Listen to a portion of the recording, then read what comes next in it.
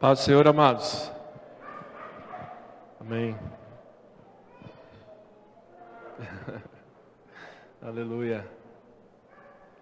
Uma alegria, mais uma vez, ter a oportunidade de compartilhar da parte do Senhor com a igreja. Isso é uma grande responsabilidade, mas também é uma grande oportunidade de abençoar. Eu agradeço ao Senhor, digo aos irmãos que estou diante dele em temor e tremor, porque hoje a ministração diz respeito ao caráter do Pai, ao coração do Pai. E falar do Pai na frente dos filhos, tem que tomar cuidado, não é? Tem que tomar todo cuidado. E é esse cuidado que eu peço ao Senhor, para estar ministrando um assunto que tem passado, eu posso dizer, pela minha vida e pela minha casa. Eu queria falar com a igreja sobre intercessão e o coração do Pai. Na verdade, é a busca de Deus por intercessores e o coração do Pai nessa busca. Interceder, os irmãos sabem, significa orar por outro. Interceder significa interpor-se em oração. A Bíblia é cheia de intercessão, do começo ao fim. A intercessão faz parte da vontade e do plano de Deus para os homens. E se tem algo que Deus busca na palavra, são homens e mulheres que se colocam na brecha, não simplesmente por si mesmos, mas por outros, pelo povo, por uma situação, por uma causa. Isso é ser intercessor. E o Senhor tem ministrado esse assunto no meu coração. Eu queria passar por algumas passagens com os irmãos para que isso se torne mais claro e mais evidente, porque é algo que tem que passar pelo coração de todos e já tem passado pelo coração de alguns. Mas eu entendo que o Senhor quer despertar a igreja nisso, amém? Pedi para os irmãos abrirem Ezequiel 22. Ezequiel 22. Do 26 ao 31 a gente vai ler.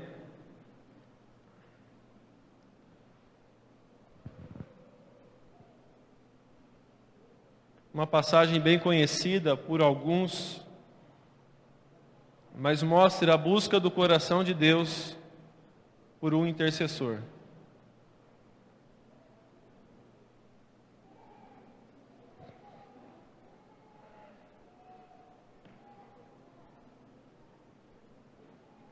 Diz aqui a respeito de Israel: os seus sacerdotes transgridem a minha lei e profanam as minhas coisas santas. Ezequiel 22, do 26 ao 31. Entre o santo e o profano não fazem diferença, nem discernem o impuro do puro. E de meus sábados escondem os seus olhos, e assim sou profanado no meio deles. Os seus príncipes no meio delas são como lobos que arrebatam a presa para derramarem sangue, para destruírem as almas, para seguirem a avareza. E os seus profetas têm feito para eles reboco de cal não adubada, vendo vaidade e predizendo-lhes mentira e dizendo: assim diz o Senhor Jeová, sem que o Senhor tivesse falado. Ao povo da terra oprimem gravemente, e andam roubando e fazem violência ao aflito e ao necessitado, e ao estrangeiro oprimem sem razão.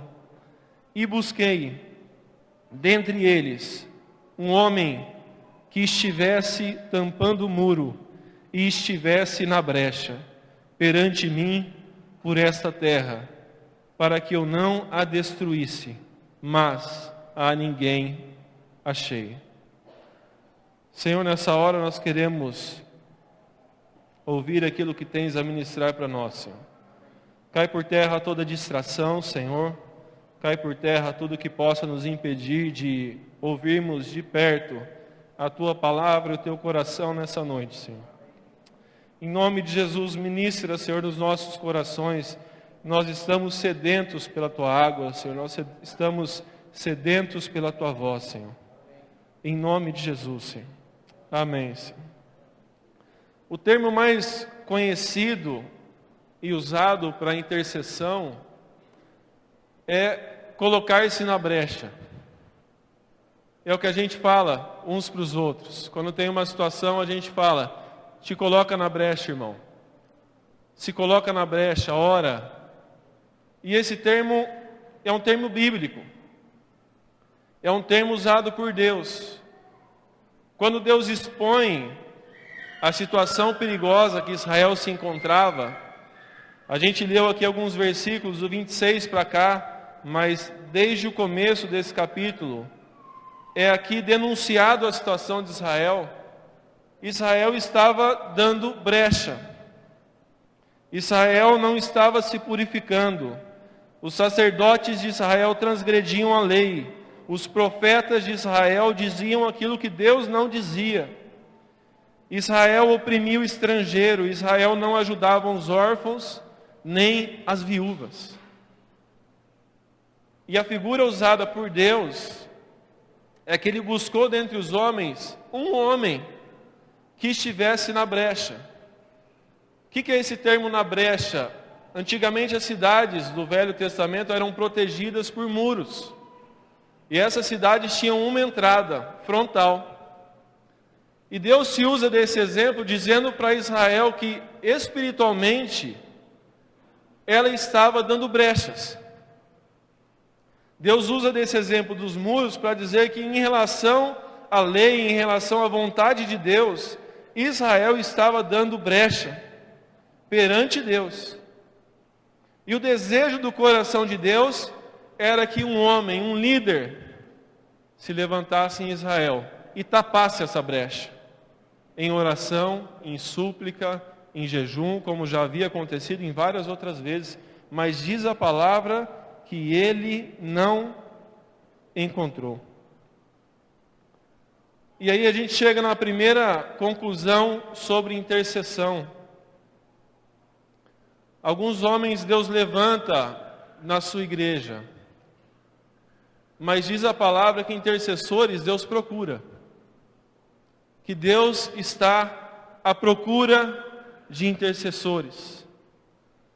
Esse é o primeiro ponto, que Deus está olhando para nós, Deus está olhando para a nossa casa, Deus está olhando para a nossa situação, Deus está olhando para os nossos muros, e Ele procura homens e mulheres que estejam diante dEle com os joelhos no chão, intercedendo. Deus procura homens que intercedam. Amém, igreja?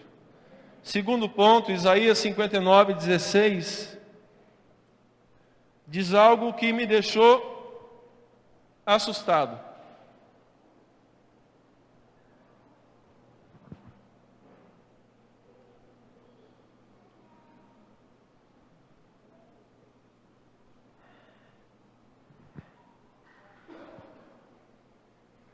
Isaías 59:16. Isaías é um pouco para trás de Ezequiel.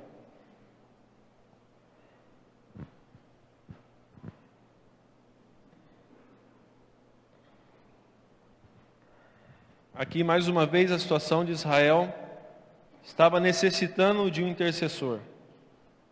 E no 16 diz: e viu que ninguém havia, e maravilhou-se de que não houvesse um intercessor.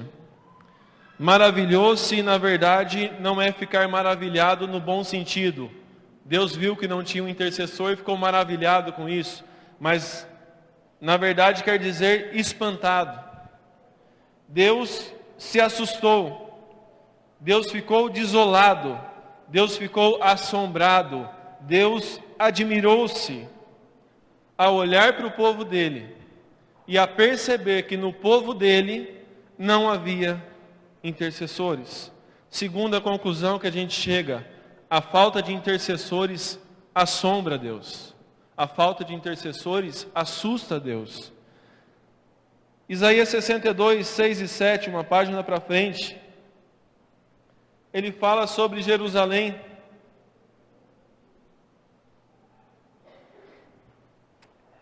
E diz: ó Jerusalém, sobre os teus muros coloquei guardas, que todo dia e toda noite não se calarão. Ó vós que fazeis menção do Senhor, não haja silêncio em vós, nem estejais quietos em silêncio, até que eu confirme, até que ponha a Jerusalém por louvor na terra. Terceira conclusão: Deus nos ensina a sermos guardas nos muros de Israel. E a função dos guardas é clamar e clamar e clamar e clamar e clamar, até que a vontade de Deus seja feita. Em outras traduções diz que não haja descanso, que não haja silêncio.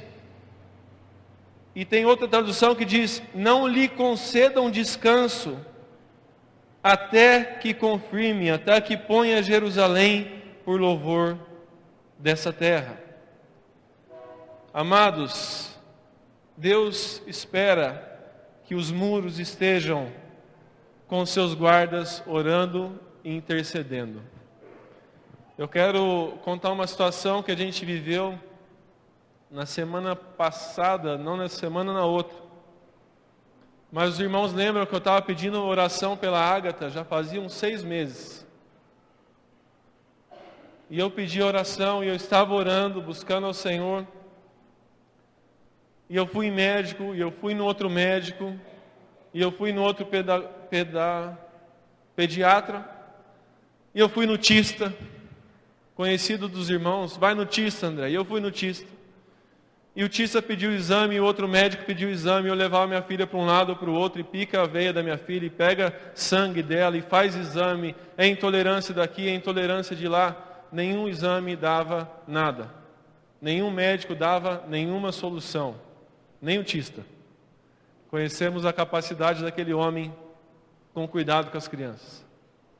E aí eu voltei do encontro, estive em Porto Alegre, e eu comecei a orar ali, comecei a me incomodar. Senhor, que negócio é esse? Fazem 6 meses que a gente está buscando uma resposta e não tem uma direção de nada. As direções que a gente tinha eram as direções que a gente achava e fazia por achar. E aí o Espírito Santo me incomodou a clamar com mais intensidade, a orar com mais intensidade. E eu comecei a colocar aquela questão diante do Senhor, todos os dias em oração. Senhor, eu não aceito minha filha com problema respiratório há 6 meses. Eu não aceito essa situação. Eu quero orar pela minha filha, eu quero abençoar a minha filha, eu quero repreender toda e qualquer situação que possa estar errada ou atrapalhando. Pai, isso não é normal. Senhor, essa não é a tua vontade. Não é possível que o Senhor queira que ela fique 6 meses sofrendo. Eu fico 1 mês com gripe, eu fico mal. E eu estava clamando ali pela cura da minha filha, pelo Senhor agindo na minha casa. E aí eu continuei clamando e continuei orando, até que um dia de madrugada, não sei se na terça ou na quarta-feira, a Ágata acordou nervosa. E a Rebeca não conseguia fazer ela parar de dormir. E ela continuava gritando, e ela continuava chorando, até que eu levantei de madrugada, entrei naquele quarto, falei para a Rebeca: amor, pode deixar, eu vou fazer ela dormir. E a direção que o Senhor me deu foi pegá-la no meu colo e orar pela vida dela, e clamar pela vida dela, e colocar a vida dela debaixo de oração. Não que eu não estivesse orando, mas com mais intensidade, com mais força, e clamando: Senhor, traz o teu poder e a tua cura sobre a minha filha. Traz a tua libertação sobre a minha filha. Traz a tua vontade de libertar a minha filha. E aí, enquanto eu orava, amados, por mais que eu estivesse orando com fervor ali, 3:30 da manhã na minha casa, a Ágata começou a se acalmar. E ela dormiu no meu colo, enquanto eu orava. Enquanto eu orava, o Espírito Santo falou comigo: em uma semana, a Ágata está curada. Eu escutei o que o Senhor me falou. Não audível, mas eu escutei no meu interior. Em uma semana, fazem 6 meses, mas em uma semana, eu vou ver minha filha curada. Eu entrei no quarto, a Rebeca estava lá sentada, chorando, orando ao Senhor. E eu comecei também a orar e interceder por ela, orar e interceder pela Rebeca. E impus as mãos, ela também estava com uma dor de garganta, fazia muito tempo incomodando ela. E eu comecei a orar e a clamar, e eu coloquei a mão na garganta dela. E eu comecei a proclamar e a profetizar a cura na garganta dela, em nome de Jesus. E eu comecei a orar, ela começou a chorar, eu impus as mãos sobre a mente dela. Ela estava agitada com todas as coisas, fazia uma semana que eu estava fora, né? Não é fácil para uma esposa, uma semana em casa com 2 filhos pequenos. E ali, quando eu acabei de orar, ela falou assim: eu não estou sentindo mais a dor na garganta que eu estava sentindo. Eu virei para ela e falei assim: o Senhor me falou que em uma semana a Ágata vai estar curada. E nós continuamos orando, amados, nós continuamos clamando, nós continuamos intercedendo diante do Senhor. E eu vi naquela noite, diante do Senhor, que havia algumas brechas a serem reparadas. Eu vi espiritualmente ali que eu precisava reparar algumas brechas. E essas brechas seriam reparadas em oração. Essas brechas seriam reparadas em intercessão. Essas brechas seriam reparadas com meus joelhos no chão. Era espiritual. Os médicos não descobririam. E hoje, graças a Deus, a Ágata está aí. Amados, curada em nome de Jesus. Sarada em nome de Jesus. Sarou a gripe, sarou a tosse, sarou o catarro, sarou tudo que estava no peito, no nariz. Ela não tem mais nada. E eu quero glorificar o Senhor diante da igreja. Diante da igreja e falar: amados, o Senhor nosso Deus, Ele é poderoso. Nós precisamos clamar. Os sacerdotes precisam clamar. Eu quero dar esse testemunho diante dos irmãos, amados. Ela não tem mais nada. Eu me alegro hoje, porque ela está até mais feliz. Aliás, está hiper feliz. Não para mais. Mas eu quero glorificar o nome do Senhor. Então, intercessão, amados, é se colocar na brecha. A cidade de Israel era protegida por Deus, mas tinha brechas. Nós somos protegidos por Deus, mas não podemos dar brechas. Não só isso, eu queria falar sobre intercessão, mas uma coisa que me subiu aos olhos é que a Trindade valoriza a intercessão. Deus valoriza a intercessão. 1 Timóteo 2, do 1 ao 4, diz: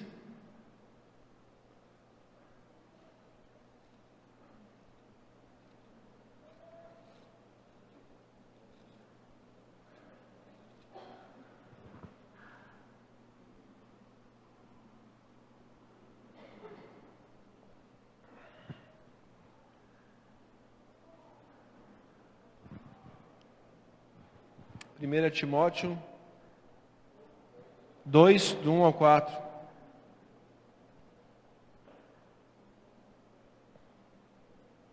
Diz assim: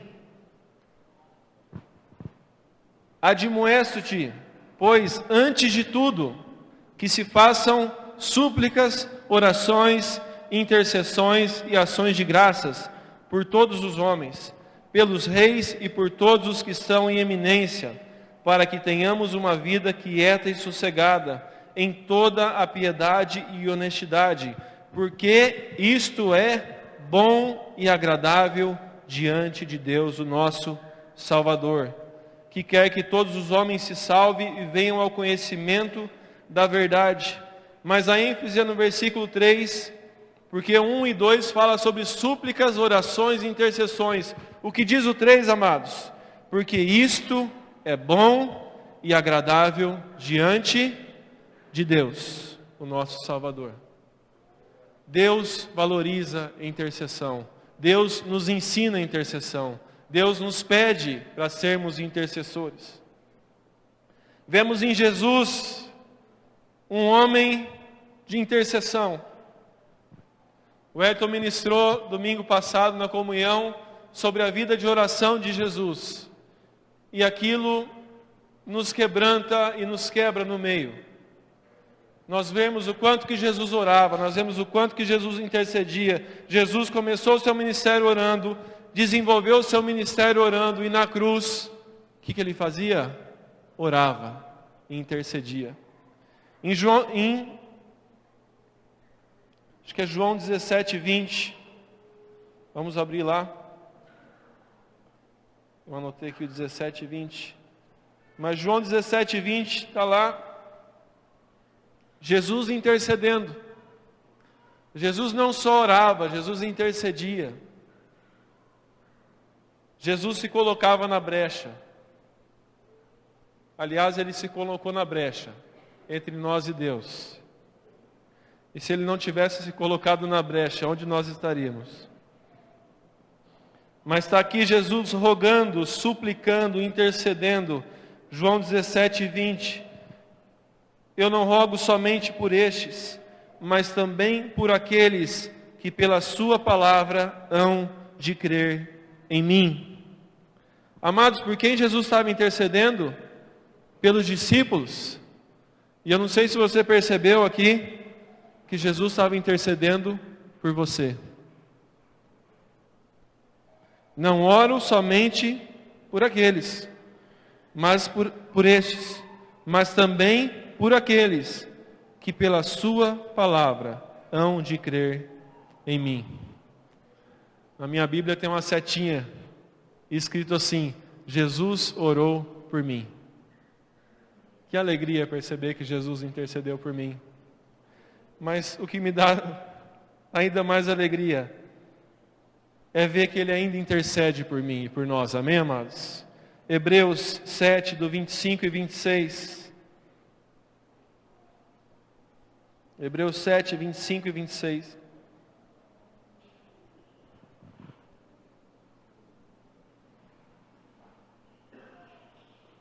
Oh, Jesus. Fala conosco, Senhor.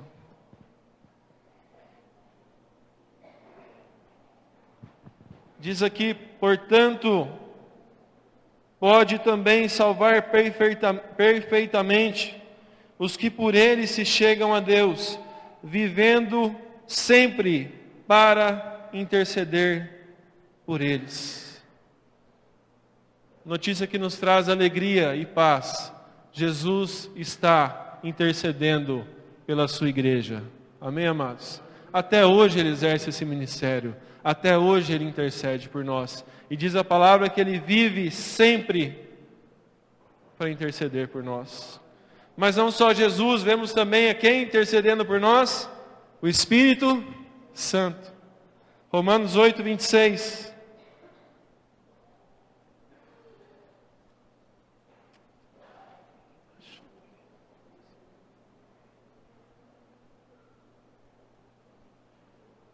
Oh, Jesus.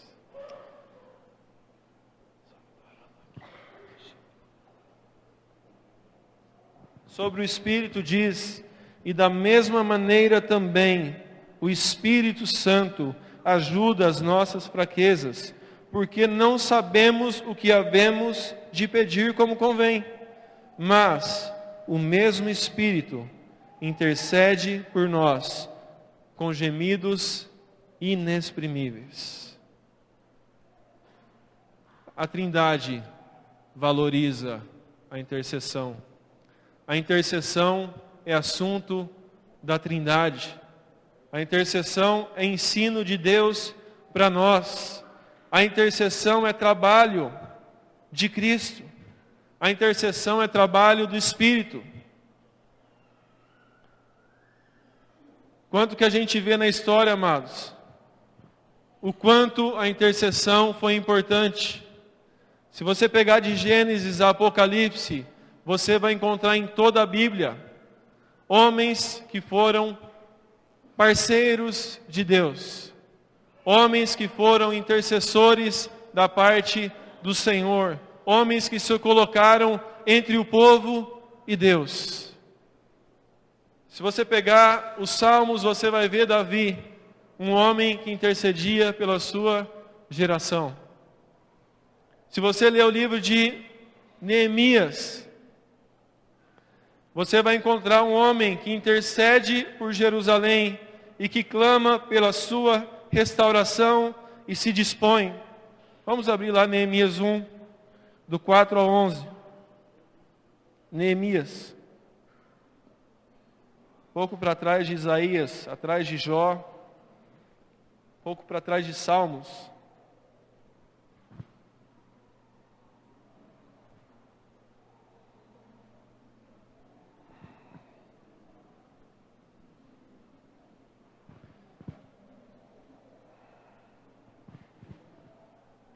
Oh, Jesus. Neemias, capítulo 1.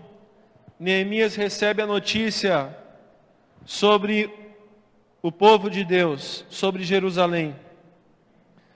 Vamos ler o 3, 1:3. E disseram-me os restantes que não foram levados para o cativeiro, lá na província estão em grande miséria e desprezo, e o muro de Jerusalém fendido, e as suas portas queimadas por fogo. 4. E sucedeu que, ouvindo eu essas palavras, assentei-me e chorei, e lamentei por alguns dias, estive jejuando e orando perante o Deus dos céus. Versículo 11.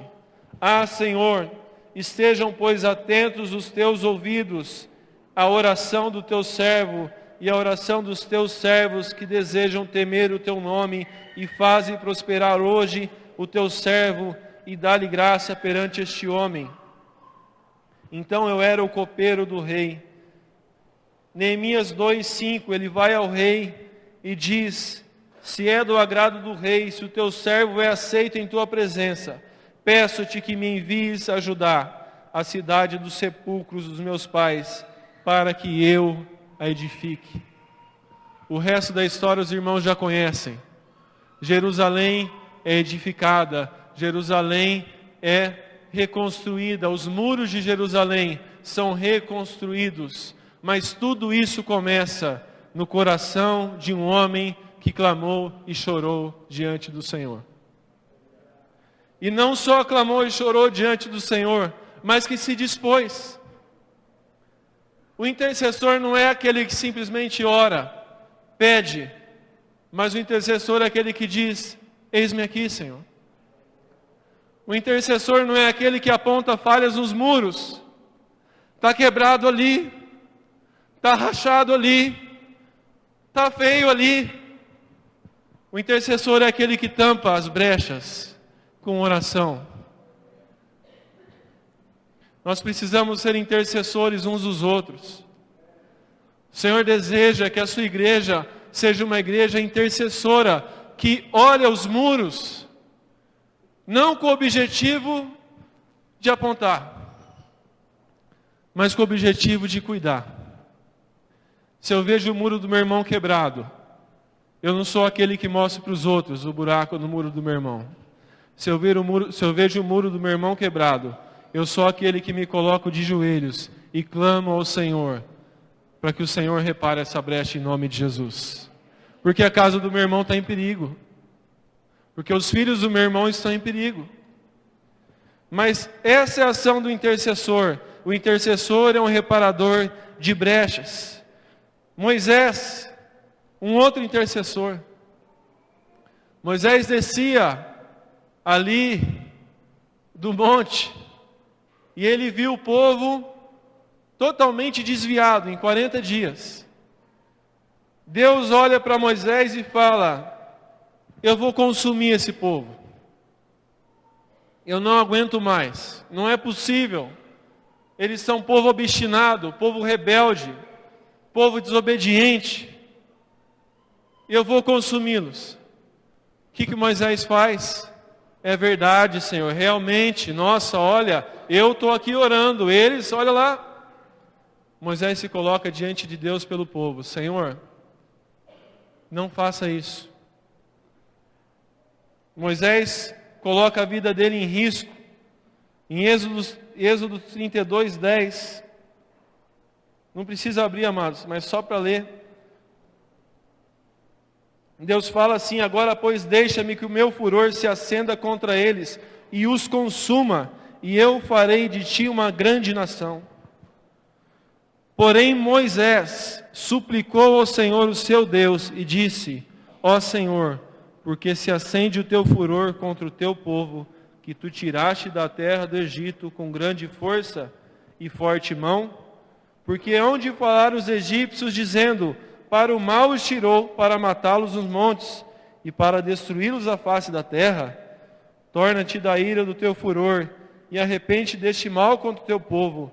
Lembra-te de Abraão, de Isaque e de Israel, teus servos, a qual por ti mesmo tens jurado, e lhes disseste: multiplicarei a vossa semente como as estrelas dos céus, e darei a vossa semente toda essa terra, de que tenho dito, para que possuam por herança eternamente. Então o Senhor teve piedade daquilo que dissera que havia de fazer ao seu povo. Deus disse a Moisés: eu vou consumir esse povo. Moisés se colocou em intercessão pelo povo.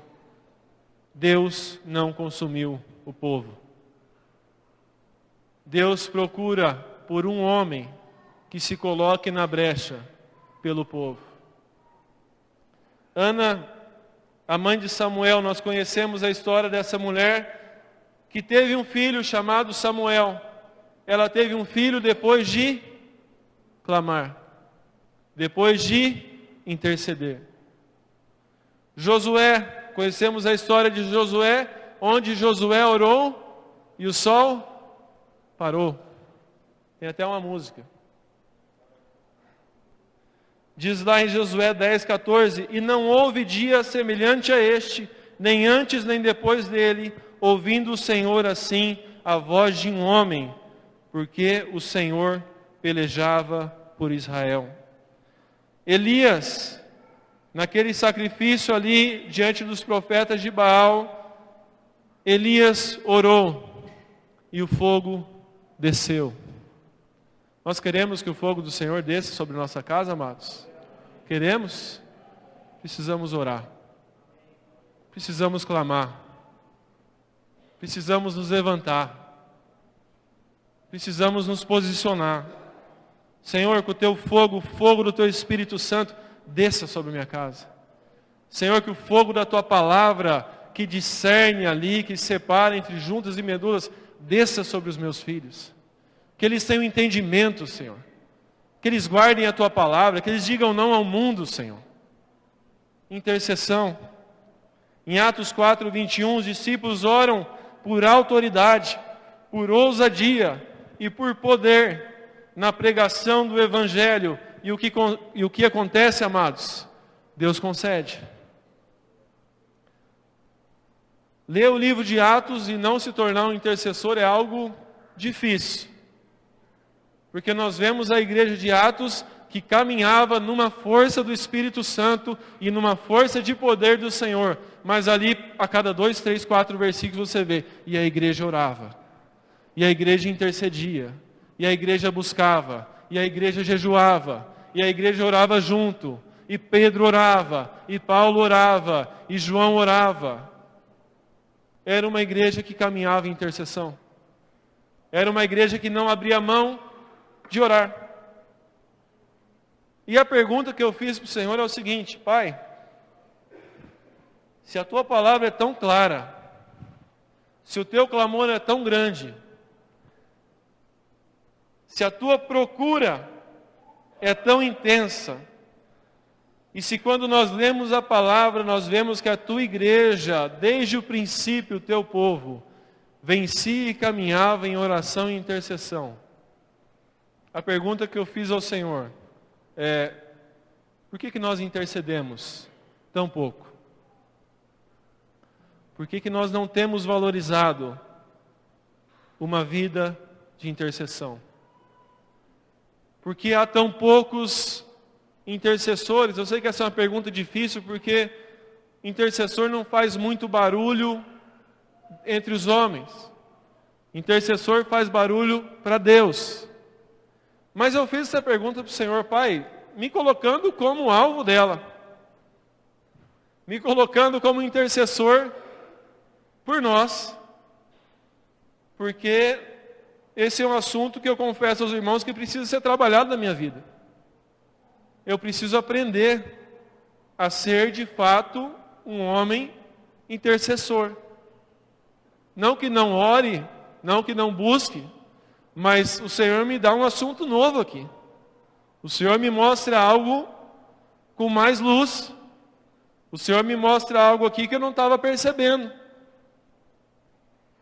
E o Senhor me disse, e me mostrou na sua palavra, naquele versículo de Mateus 22, 29.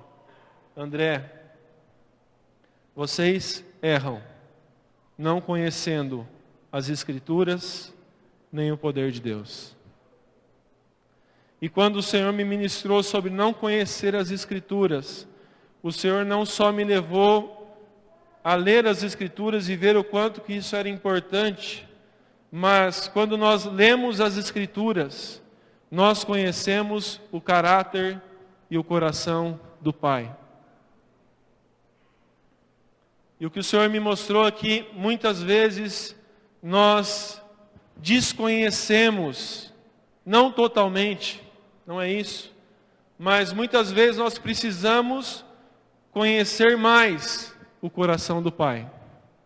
Nós precisamos conhecer mais o amor do Pai. Nós precisamos conhecer mais a misericórdia do Pai, o caráter misericordioso, compassivo e bom do nosso Pai, que clama por intercessão. Nós erramos quando não damos a mesma importância que Deus dá à intercessão.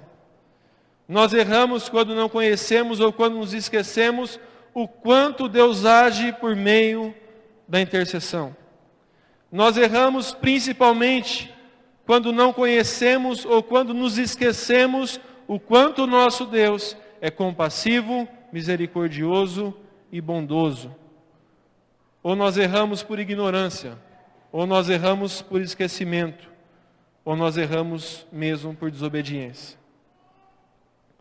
Quanto a nós, a pergunta que eu fiz ao Senhor, qual é o problema conosco? E o que o Senhor me trouxe é que o ministério da intercessão, o serviço da intercessão, não é tão visto.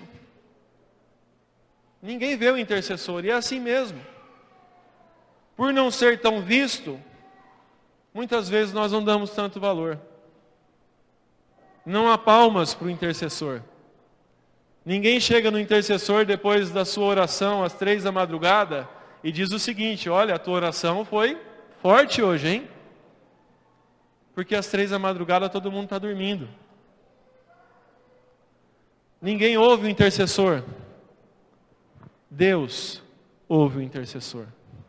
Amém, amados? Quem ouve o intercessor? Deus. E muitas vezes, só Deus ouve o intercessor. Se o intercessor for discreto, nem a esposa ele acorda, nem os filhos ele acorda. Um outro ponto é porque interceder nos trata.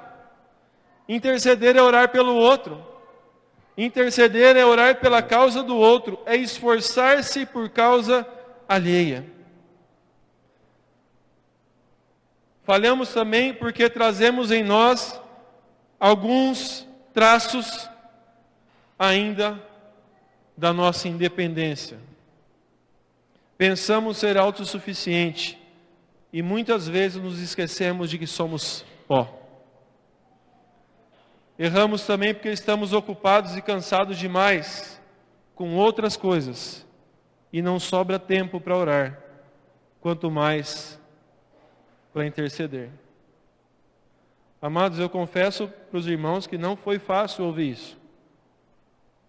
Mas em nenhum desses pontos que o Senhor me trouxe, eu pude olhar para o Senhor e falar: Senhor, não é bem assim. Nós não damos o valor que Deus dá à intercessão, mas isso é um pequeno ponto, eu não quero ficar aqui. O que Deus me trouxe e o que Deus nos chama é para olharmos para Ele. Amém, amados? Nós devemos olhar para nós um pouquinho, mas uma dica que eu aprendi: não olhe muito para você, porque você vai desanimar. Amém? Olhe para dentro, vê as dificuldades e volta a olhar para o Senhor Jesus. Volta a olhar para o Pai. E é isso que o Senhor me chama para fazer. Nós precisamos olhar para as Escrituras e ver o que Ele nos ensina sobre oração. Eu vou ler alguns versículos aqui. Não precisa abrir, irmãos, que são muitos, e eu vou ler um atrás do outro. Mas olha o que diz a palavra sobre oração. Mateus 21, 22, Jesus fala: e tudo o que pedirdes em oração, crendo, o recebereis. Nos esquecemos disso. Temos problemas e dificuldades em casa e não oramos. João 14, 14, Jesus disse: se pedirdes alguma coisa em meu nome, eu farei. 1 João 5, 14, diz: e esta é a confiança que temos nele, que se pedirmos alguma coisa segundo a sua vontade, Ele nos ouve. E se sabemos que Ele nos ouve em tudo que pedimos, sabemos também que alcançamos as petições que lhe fizemos. Amém, amados? Está na palavra. É o Senhor Jesus que nos disse. A gente não pode desvalorizar ou nos esquecer dessas palavras. Ele nos disse: se pedires alguma coisa em meu nome, eu farei. Mateus 7, 7 e 8, ele disse: pedi e dar-se-vos-á, buscai e encontrareis, batei e abrir-se-vos-á, porque aquele que pede recebe, e o que busca encontra, e o que bate abrir-se-lhe-á. Amém, igreja? Tiago 4,3 diz: pedis e nada recebestes, porque pedis mal, para gastardes em vossos deleites. Salmos 34,17 diz: os justos clamam, e o Senhor os ouve, e os livra de todas as suas angústias. Precisamos clamar, amados. Precisamos orar. O justo clama, o Senhor os ouve. Quando o Senhor os ouve? Quando o justo clama. O justo não pode ficar com a boca fechada. O justo não pode ficar em silêncio. O justo não pode ver uma situação acontecendo na casa dele, na família dele, no serviço dele, e pensar o seguinte: ah, Deus sabe de todas as coisas. Ele sabe de todas as coisas. Mas Ele te fala: pede.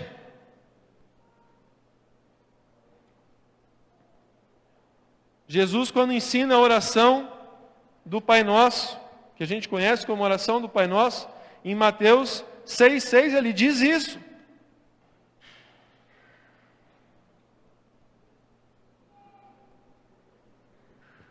Em Mateus 6, versículo 6, ele começa a falar sobre oração, para orarmos no nosso quarto fechado, mas em Mateus 6,8 ele fala: não vos assemelheis, pois, a eles, porque o vosso Pai sabe o que vos é necessário antes de vocês pedirem. Aí sabe o que ele faz depois? Ele nos ensina a orar. Ele diz que o Pai sabe o que nós precisamos antes de nós pedirmos. Aí ele começa a nos ensinar a orar. Pai nosso, que estás no céu, santificado seja o teu nome. E nos ensina a pedir. Venha o teu reino, seja feita a tua vontade, tanto na terra como no céu. O pão nosso nos dá hoje.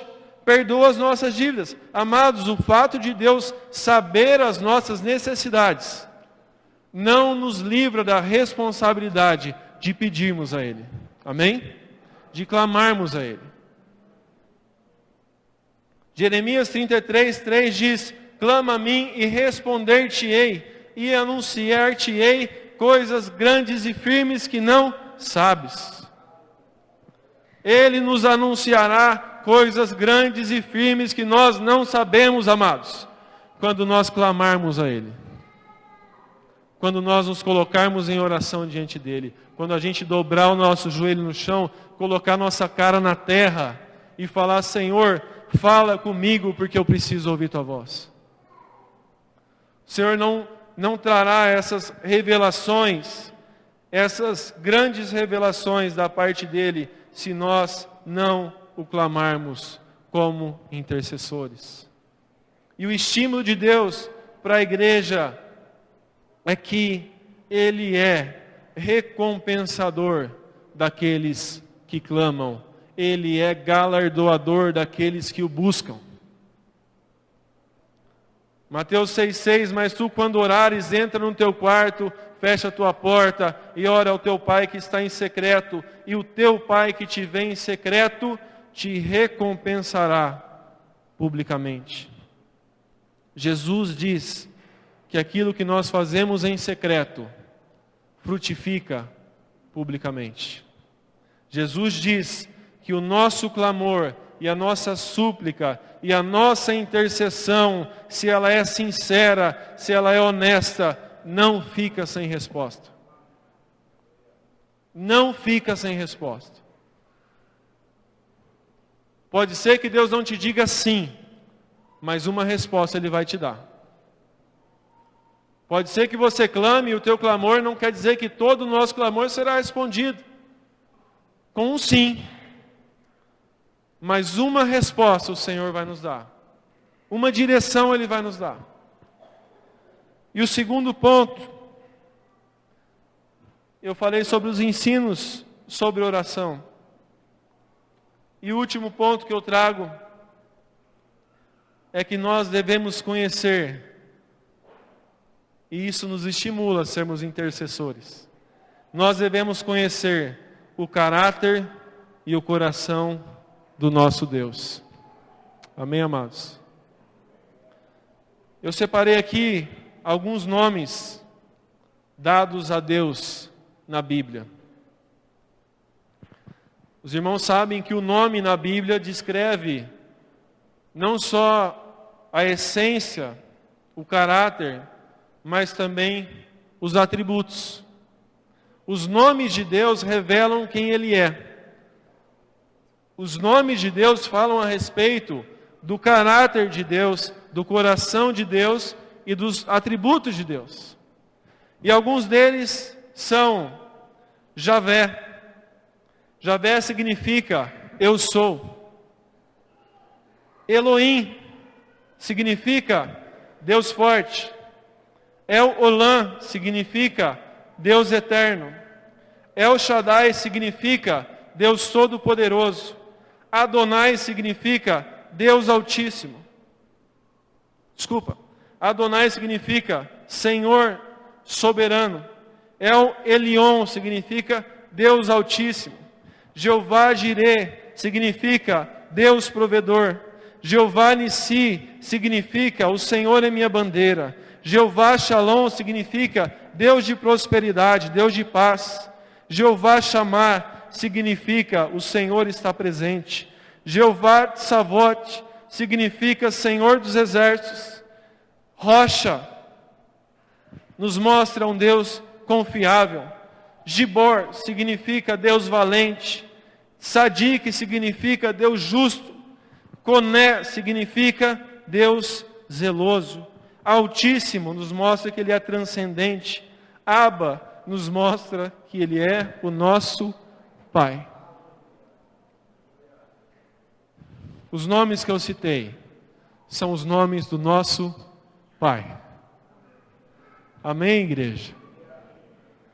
O nosso Pai é forte, eterno, altíssimo, soberano, provedor, paz, justiça, confiável, poderoso, valente, justo, reto e zeloso. Déspota significa no grego Senhor, Theos, Deus, Kyrios, Senhor. Mas eu quero destacar aqui este nome, Abba. Abba. Abba. O Deus Elion é o meu Abba. Jeová Shalom é o nosso Abba. É o Pai. Sabe quando duas crianças brigam? Daqui a pouco o pai chega. O pai chegou, ele resolve. Sabe quando tem uma dificuldade e a casa fica aflita e a gente espera o pai chegar? Ele é o Pai, amados. E todas essas características, todas essas qualidades, todo esse caráter compassivo e misericordioso dizem respeito ao Pai que ouve as nossas intercessões. Amém, amados? O Pai que ouve as nossas intercessões é totalmente poderoso para curar uma criança que em 6 meses os médicos não acharam nada, em 1 semana. Porque Ele vou achar o nome dele aqui. Porque Ele é Deus El Shaddai, o Todo-Poderoso. Alguns versículos. Jeremias 29, 11 e 12, eu quero ler em relação aos pensamentos dele quanto à nossa vida. Diz aqui, porque eu bem sei os pensamentos que tenho a vosso respeito, diz o Senhor, pensamentos de paz e não de mal, para vos dar o fim que esperais. Como andam os nossos pensamentos a respeito do nosso futuro? Eu não sei. Mas eu sei que os pensamentos de Deus, quanto ao futuro da sua igreja, são pensamentos de paz e não de mal. Tome essa palavra para o seu irmão. E quando a luta vier, você fala, eu sei os pensamentos que Deus tem ao meu respeito e quanto ao meu futuro, são pensamentos de paz e não de mal.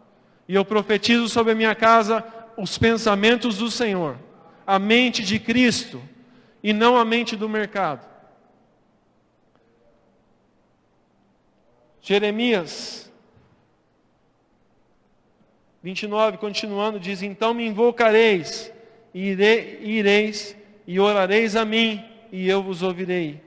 Efésios 2,4 diz, mas Deus, que é riquíssimo em misericórdia, pelo seu muito amor com que nos amou. Amados, precisamos saber uma coisa, nosso Deus não somente tem misericórdia, Ele é riquíssimo em misericórdia. Isso faz toda a diferença.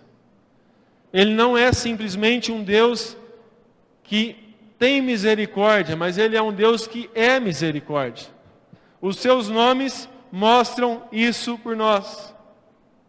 Quando fala que o Senhor é paz, que o Senhor é provedor, que o Senhor é poderoso, que o Senhor é forte, que o Senhor é o nosso pastor, os nomes de Deus mostram que Deus não simplesmente tem essa misericórdia, mas Ele é riquíssimo em misericórdia, e que Ele é misericórdia.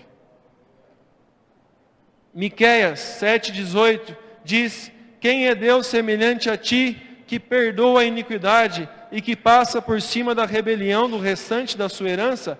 Ele não retém a sua ira para sempre, porque tem prazer na misericórdia. Às vezes a gente entra em oração, pedindo misericórdia para Deus, achando que vai ser um custo para Deus Ele ser misericordioso. Achando que vai ser difícil para Deus Ele se compadecer da nossa casa, Ele se compadecer dos nossos filhos, Ele se compadecer das nossas lutas. Achando que Deus tem um coração que tem dificuldade. Pensando que Deus é mais ira do que misericórdia, mas a palavra diz que a sua ira dura só um momento, mas a sua benignidade, o seu favor, dura para sempre. No seu favor está a vida. Diz, Ele não retém a sua ira, porque Ele tem prazer na misericórdia. Amém, amados? O Senhor tem prazer em ser misericordioso. Não é difícil para Ele ser misericordioso. Não é difícil para o Pai ser misericordioso, amados. Essa semana eu, meditando essa palavra, o Senhor começa a falar através de tudo.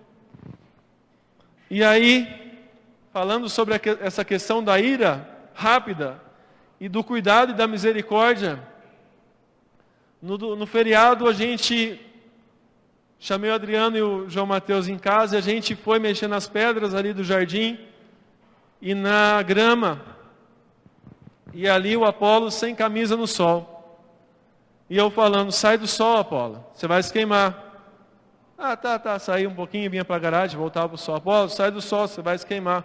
Voltamos a almoçar, voltamos a trabalhar no jardim, e o Apolo no sol, e o Apolo indo para um lado e para o outro. Apolo, sai do sol, você vai se queimar. Vai para a sombra, fica na garagem. E aí a gente mexendo, dava lá 30, 40 minutos, quando eu olhava, o Apolo estava do nosso lado, pegando pedra e jogando na caixa. Ele queria estar junto com a gente, mas eu falava, sai do sol, você vai se queimar. Adivinha o que aconteceu? Só dou uma chance só. 8 horas da noite, as costas do menino pareciam uma centopeia roxa. Parecia uma pururuca. Mas, amados, ele começou a reclamar a cada 5 minutos do quê? Das costas ardendo. E aí o pai começa, filho, papai falou com você mais de uma vez. Você foi desobediente. O papai te falou, o papai te repreendeu, o papai te colocou na garagem muitas vezes. E você foi desobediente. E eu vendo toda aquela situação e toda aquela murmuração, eu mirei por um tempo. Eu falei, mas eu falei para esse menino não ficar no sol. E eu dei ali uma repreensão nele, não corrigi, não precisou corrigir com vara. Mas eu fui duro e repreendi ele. E eu acho que a repreensão durou ali uns 30 segundos. O que eu fiz depois da repreensão? Vira para cá, filho. Papai vai ter que passar creme em você. Aí eu virei ele para trás, perguntei para a Rebeca, amor, tem algum creme aqui que pode passar nele? Tinha um creme só lá, caro, né? Victoria's Secret, um creme, coisa mais linda, o creme, só tinha esse creme para passar nele. E eu fui, enchi minha mão do creme, o pai dá o melhor para o filho. E eu passei de um lado nas costas dele, passei do outro, fui lá, molhei minha mão na água gelada, passei no creme, molhei com água gelada, passei, aliviou, filho. Ô pai, está melhor, está mais gostoso. Passei no peitinho dele, passei nas costas dele. A ira dura só um momento, mas a benignidade, na benignidade do Senhor está a vida. Jesus falou, se vocês que são maus sabem dar bons presentes aos vossos filhos, quanto mais o Pai que é bom.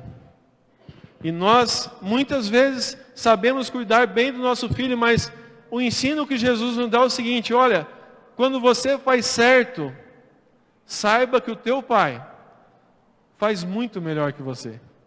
Amém, amados? Diz aqui, Salmos 30, versículo 5, porque a sua ira dura só um momento, no seu favor está a vida. O choro pode durar uma noite, mas a alegria vem pela manhã. Aleluia, Senhor. E para terminar, eu peço para os irmãos abrirem Jonas 4, versículo 2. Oh, Jesus, obrigado, Senhor.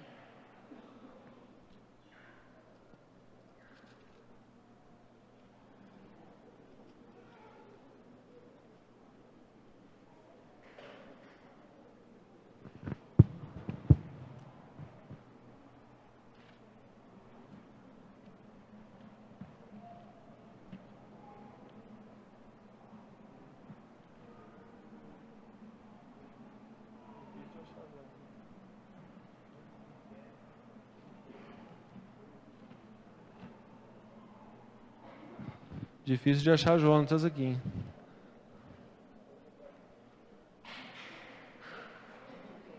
Antes de Miqueias. Hã? O Léo deu uma dica. Antes de Miqueias, depois de Obadias.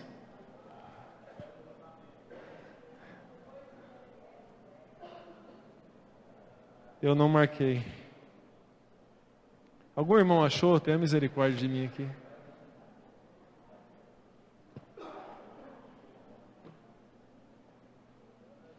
Jonas 4, 2. Olha o que diz Jonas para Deus. Os irmãos sabem, conhecem a história de Jonas, né? Essa é a história mais contada na escola das criancinhas. Jonas foi ali, teve uma missão de Deus para pregar em Nínive, né? Nínive era uma cidade rival de Israel, mas Deus dá uma palavra sobre Nínive que chegaria a Nínive e a consumiria. E aí Deus dá essa ordem para Jonas, que não aceita, pega um barquinho, toma outro rumo. Deus manda um peixe grande, que pega Jonas onde ele está, e dá outra chance para Jonas obedecer. Ficou bem mais fácil ele obedecer depois da experiência dele com a baleia. Eu acho que ele obedeceu rapidinho. Mas ele vai, obedece o Senhor, traz a palavra ali para Nínive. O que acontece? Nínive se arrepende do seu pecado. Nínive entra em jejum, pano de saco, choro, e até os animais entram. E aí Deus ali muda o seu discurso em relação a Nínive e os perdoa. Aí no 4:1 e 2 diz o seguinte sobre Jonas: mas desgostou-se Jonas extremamente e ficou irado. E disse ao Senhor: ó Senhor, não foi isso que eu te disse, estando ainda na minha terra? Por isso é que eu me apressei a fugir para Tarsis. Eu sabia que é Deus clemente e misericordioso, tardio em se irar e grande em amor, e que te arrependes do mal. Amados, o livro de Jonas mostra que Jonas é um profeta com grandes problemas.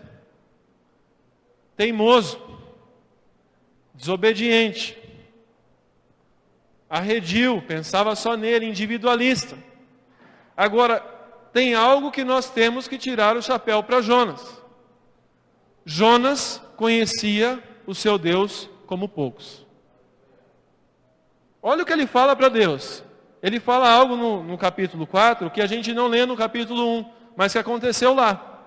Jonas fala o seguinte: Senhor, não foi isso que eu te disse estando ainda na minha terra? Por isso é que eu me apressei a fugir para Tarsis. Eu sabia que és Deus clemente e misericordioso, e tardio em se irar-se e grande em amor. Jonas recebe uma ordem de Deus para ir lá e trazer uma palavra pesada para Nínive. Ele se vira ao Senhor, e ele erra nisso, mas ele diz o seguinte: Senhor, eu não vou. E sabe por que eu não vou, Senhor? Porque eu vou sair da minha cidade, eu vou andar 1.200 quilômetros, eu vou trazer a tua palavra, aquele povo vai se arrepender e o Senhor vai perdoar. Isso que Jonas falou para Deus. Eu vou sair daqui, eu vou andar um tantão, eu vou deixar minha família, eu vou levar a tua palavra, que o Senhor falou, que ali traria juízo sobre aquela cidade, e eu já te conheço. Eu sei que o Senhor é Deus clemente, misericordioso, tardio em irar-se e grande em amor. E sabe de uma coisa, amados?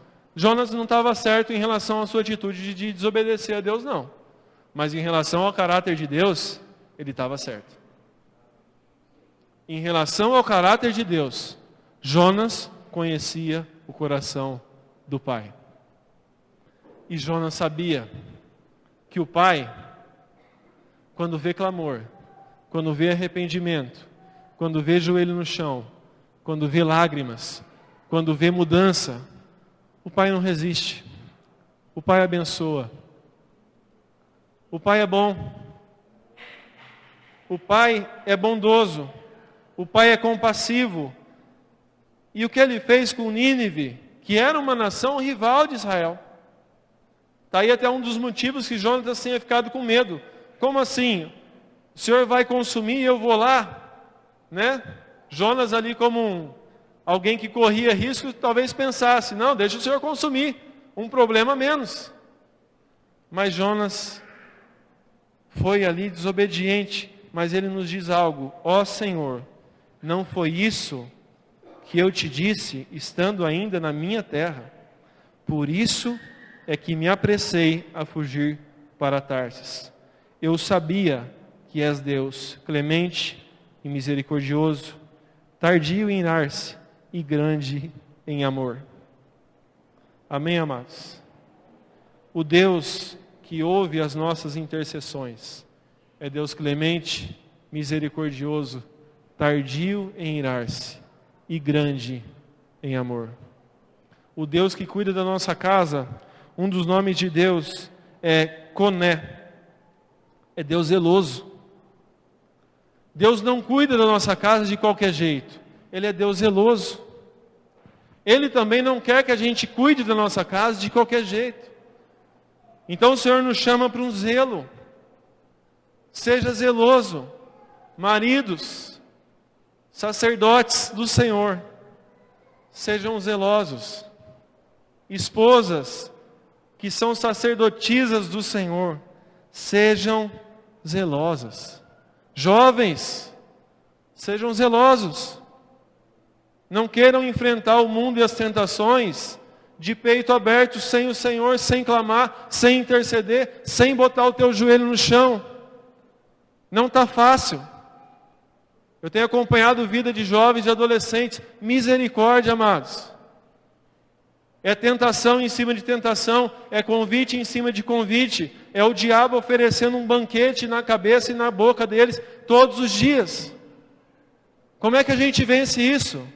Intercessão.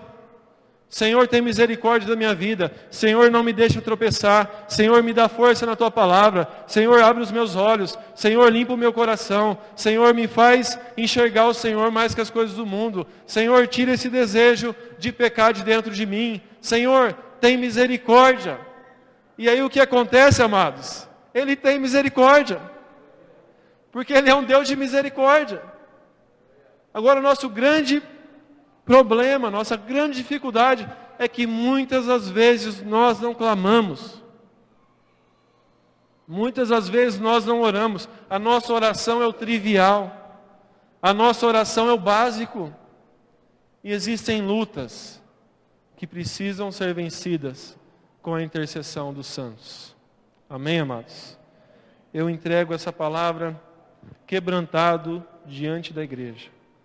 Eu entrego essa palavra moído pelo Senhor, mas animado, porque eu estou olhando o coração do Pai. Amém, amados? O que nos anima? Olhar para o Pai. O Pai é bom. Nossa, mas minha situação é muito difícil. O Pai é bom. Nossa, mas minha situação é impossível. Diz a palavra, pode haver impossível para os homens. Para o Pai não há impossível. Ele é o Deus dos impossíveis. Pode ter dificuldade para nós, para Ele não há dificuldade, mas o Senhor está procurando por homens que se coloquem na brecha. Amém, amados? Homens que se coloquem em oração. Amém?